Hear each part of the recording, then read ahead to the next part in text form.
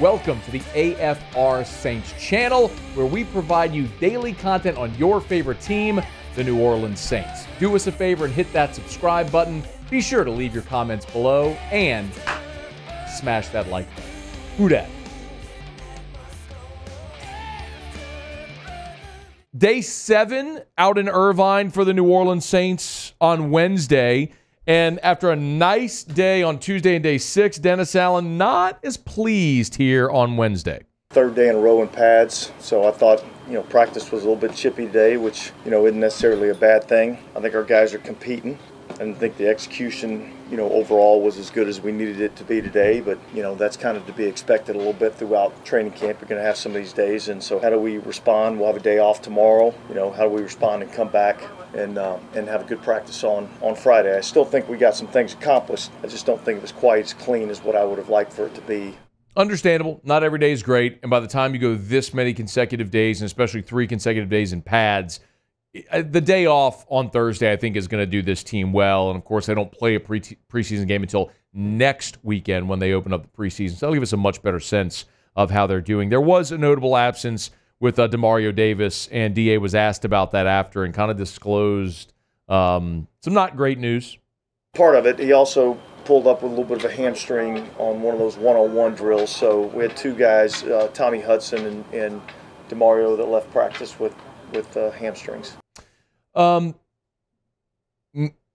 Aside from his productivity, the most amazing part of Demario Davis's run with the New Orleans Saints has been his availability. Forgive me, not just with the Saints, literally in his entire career. His first 4 seasons with the Jets, never missed a game. Went to Cleveland in 2016, played all 16. 2017, back with the Jets, played in every game. And in his time with New Orleans, he missed 1 game in 2021 because of COVID, if I'm not mistaken.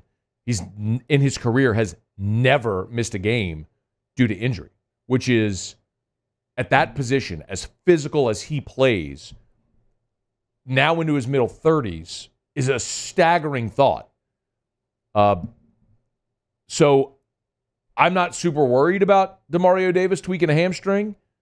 Really just want to see what it looks like whenever the Saints open up against Carolina in week 1. But it does continue that streak of every day in practice so far, some notable player has left with an injury. Also of note, I saw Nick Underhill over at New Orleans.football did tweet a photo of Marshawn Lattimore, who was out at practice today, not in pads, just in sweats, watching, but was there with the team.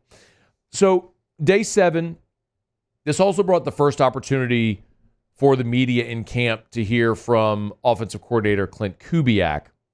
And 7 days in, I think it's interesting as we look at the offense here. When do you start to see things come together and manifest? For all of us, we have a very layman's eye. We watch a lot of football, but still, we don't know the play that's called. We don't know what they're trying to achieve on every rep and every practice.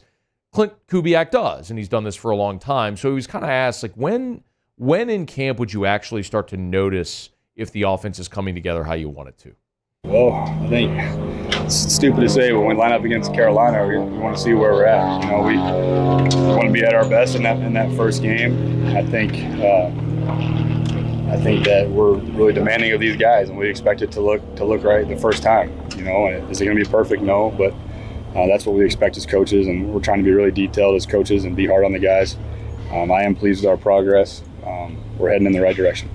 Pleased with progress. You know what? When he started that answer and he was saying, it'll sound stupid, but we'll know against Carolina, I don't think that's stupid. I actually find that kind of refreshing because this is the time of the year where optimism abounds for everybody. And I'm not saying be pessimistic. I'm not saying tell us you're going to stink, but being realistic about where you are, I think is fair. So, the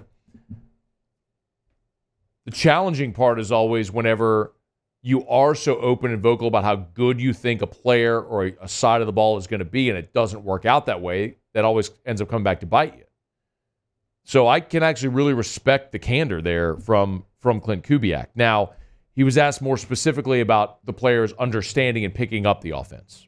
That's critical, That's what we harp on every day in meetings. That's what we're teaching, and I think our guys have done a good job of understanding that. And that's our job as coaches to make it look the same, make them understand what we're trying to do. But it's on our players to go beat man coverage and go get open. So they have to know that it's not all scheme. Okay, you got to go win. So it's a two-way street.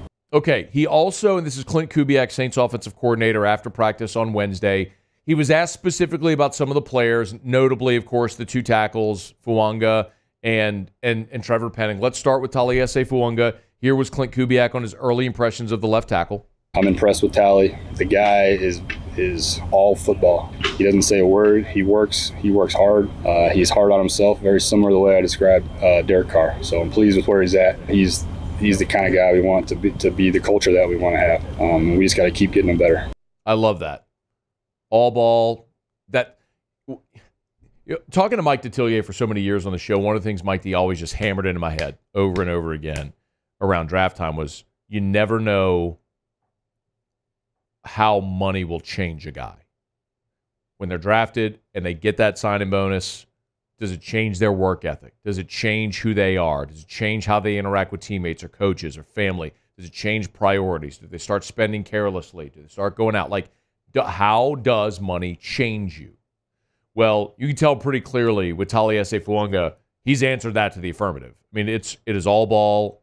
He just wants to keep getting better, and that's awesome. For him, it really feels like it's one of those, like when the Saints made that pick, we all looked at it and were like, if that guy stays healthy, he's going to play in the NFL for a long time because he checks all the boxes. And so that's, if whether he becomes an all-pro left tackle or just a really good player, we'll all wait and see how that transpires. But he checks so many of those boxes. The other side is sort of the other side of the coin. Trevor Penning, who was a first-round pick, as we well know, we all know the story by now, but he's moving to right tackle. And here was Klint Kubiak on Penning. More of the same. From the start, Trevor's been buying into everything we've coached him. We've been really pleased with him. And just up front, there's a lot of great leadership there. It starts with Eric McCoy, and guys follow Eric's lead, and Trevor is off to a good start. I love the buy-in. I think that's massive, especially with the new coaching staff.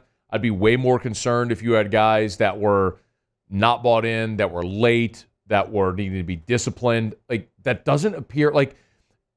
For so many years, Sean Payton stressed culture in this organization. And one of the reasons when the Saints hired Dennis Allen, that I was good with them hiring Dennis Allen, was you weren't, in effect, maintaining that culture that they worked so hard to build. Because DA was part of that. And I've said for a long time, Allen is a great defensive coach, and there's no debating that. He's been a great defensive coach in this league for a long time. So you have the right guys. I don't doubt that at all. I think you have buy-in and you have leaders and you have all that. What I question is, do you have enough talented guys? And I don't know the answer. I believe Trevor Penning is working really hard and wants to be a good starting offensive lineman for this franchise. I just don't know if he's physically able to do that. I don't know if you have enough starting offensive linemen. I don't know if your quarterback, who's a good man, very clearly, good teammate, all that stuff. I don't know if he's a good enough quarterback to lead you to wins. I don't know if your defense which keeps aging, is talented enough at all the spots to be a championship caliber defense. I mean, Klint Kubiak said it himself. Scheme can only take you so far. Eventually, players have to go make plays. And this camp, a lot of it, especially on the offensive side, is going to be figuring out if they have the guys to do that. Early returns seem pretty good, but as Klint Kubiak said, we'll find out really week one when they play Carolina. Hey, thanks so much for watching. Please leave your comments. I love to interact, and be sure to hit the red subscribe button below.